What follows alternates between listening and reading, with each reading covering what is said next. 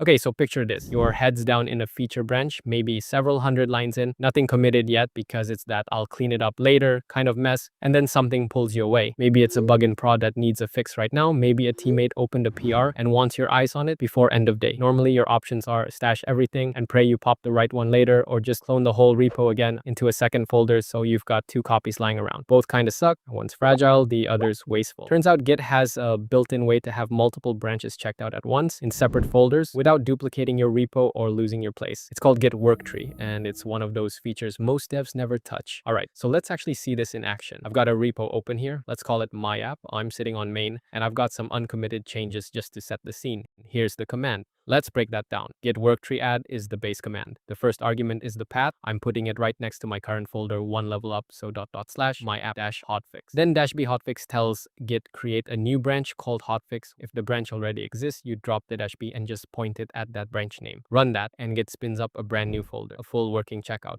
But it's not a separate clone. It's still tied to the same repo, same .git history, same remotes. Let's cd into it and look around. Notice this folder is clean. No uncommitted mess. My messy changes back in my app didn't follow me here. They're still sitting exactly where I left them. That's the whole point. You're not stashing, you're not committing garbage just to switch context. You just step into a different room. One thing worth flagging, this is essentially a fresh checkout. So anything Git doesn't track won't be here. That means dependencies too. Whatever your project uses, node modules, a Python VNV, none of that comes over automatically because it's almost always Git ignored in the first place. So the first time you spin up a new worktree, you'll want to reinstall or rebuild those, same as you would right after a fresh clone. Now here's the part that makes worktrees smarter than just cloning twice. Run git worktree list. It shows you every worktree tied to this repo and which branch each one has checked out. And Git actively protects you. If I try to git checkout main from inside this hotfix folder, it'll refuse because main is already checked out over in the other worktree. Git won't let you have the same branch open in two places at once, so you can't accidentally diverge from yourself. One thing to keep in mind while you're playing with this, worktrees are easy to create, but there's a right way and a wrong way to get rid of them. More on that in a bit. Now from here, you can do whatever you actually came here to do. To fix that prod bug, review a teammate's branch, spike out a different approach,